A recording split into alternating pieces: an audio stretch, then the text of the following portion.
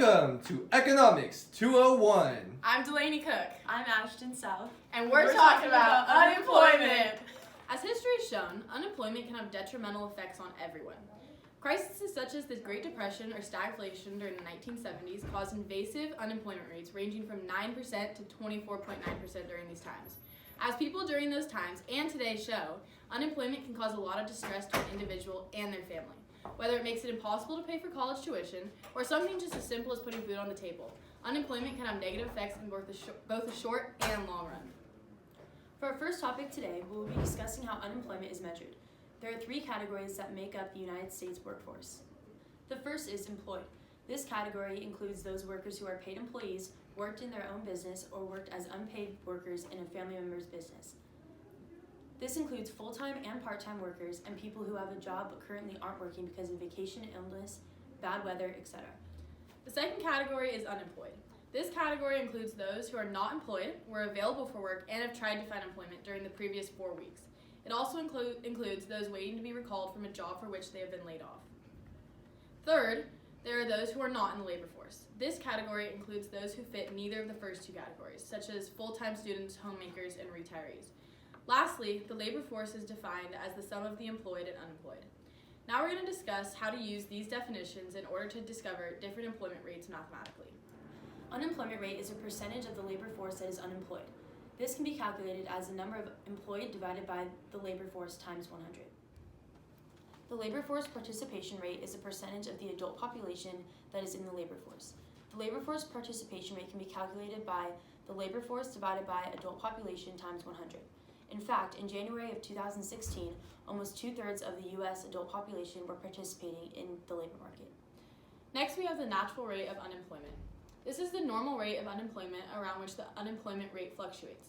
It is calculated by the Congressional Budget Office. In 2015, it was an estimated rate of 4.9%, which is close to the actual rate of 5.3%. Cyclical unemployment is the deviation of unemployment from its natural rate. This brings us to our next question. Does the unemployment rate measure what we want it to? It seems like it would. However, it is very hard to distinguish between a person who is unemployed and a person who is not in the labor force. More than 1/3 of the unemployed are recent entrants into the labor force, like young workers looking for their first job. Some people declare themselves unemployed to get government assistance, when in reality they are trying to find a job, or they're being paid under the table to avoid taxes on income. In some cases, there are discouraged workers, who are individuals who would like to work but have given up on looking for a job. In general, how long are people unemployed? Most spells of unemployment are short, but most unemployment observed at any given time is long-term.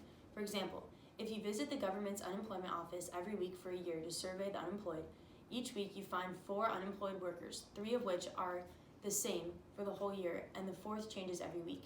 In this example, you meet a total of 55 unemployed people. 52 of them are unemployed for 1 week, while 3 are unemployed for the whole year. This means that 95% of unemployed spells end in 1 week, so the majority do not stay unemployed. So now that we've discussed some of the basics about unemployment, this brings us to our next topic. Why are some people always unemployed in the long run? Frictional unemployment is an attribute that contributes to unemployment in the long run. This is unemployment that results because it takes time for workers to search for jobs that best suit their tastes and skills. This explanation suggests that the number of jobs available in some markets may be insufficient to give a job to everyone who wants one. This is due to the quantity of labor supplied being greater than the quantity of labor demanded. This is called structural unemployment, which is thought to explain even longer spells of unemployment. There are 3 different main reasons for unemployment. The first reason is job search, which is the process of matching workers with appropriate jobs. This brings us to a completely new question. Why is frictional unemployment sometimes inevitable? It is inevitable due to the constantly changing economy. An example of this would be if Ford has more customers than GM, then GM will lay off more people, whereas Ford will hire more people. Additionally, if gas prices were to go down from the U.S. oil production sites, there will most likely be an increase in car sales as a result of cheaper gasoline. When the composition of demand among industries or regions fluctuates, this is called a sectorial shift. Though frictional unemployment is sometimes inevitable, government agencies try to deter frictional unemployment by providing resources such as agencies. to make it easier to find jobs. However, it really does not make that much of a difference because it's usually still easier for people to find jobs via the internet or job ads in newspapers.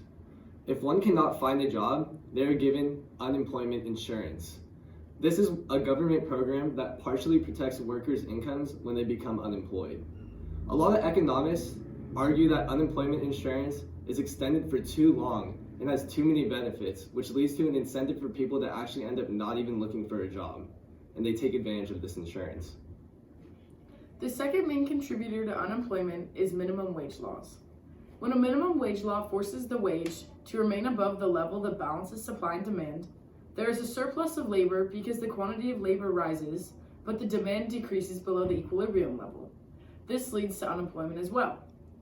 This really only affects unskilled laborers, as most people work jobs that pay much higher than minimum wage.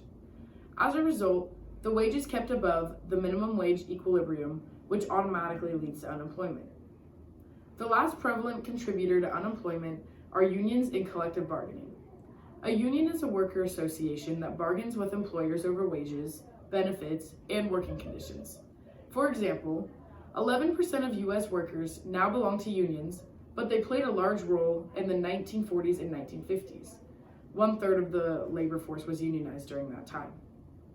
A union is a type of cartel. Its members work together to discuss their wages, benefits, and working conditions, whereas those not in a union do this directly with their employer. Collective bargaining, however, is the process by which unions and firms agree on the terms of employment. Unions bargain with firms and ask for higher wages and better working conditions than they would if they were not a union member. If these are denied, they will organize or threaten to strike. The strike is an organized withdrawal of labor from a firm by a union. Strikes reduce production, sales, and profit, so companies are likely to agree to the union conditions. It has been found that union workers earn about 10 to 20% more than similar workers not in a union. When unions raise the wage above the equilibrium level, this raises the quantity of labor supplied and reduces the quantity of labor demanded, which results in additional unemployment. Those now unemployed are worse off, which can cause conflict between insiders and outsiders. In conclusion, workers and unions get the benefit of collective bargaining, whereas those who are not bear some of the cost. So this brings us to the question, are unions good or bad for the economy?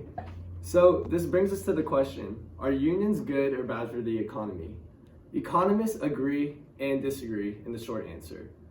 Economists argue that they are bad because they say that they're inefficient and inequitable. However, some economists argue that they are good because unions are a necessary antidote to the market power of the firms that hire workers, and because unions are important for helping firms respond efficiently to worker concerns.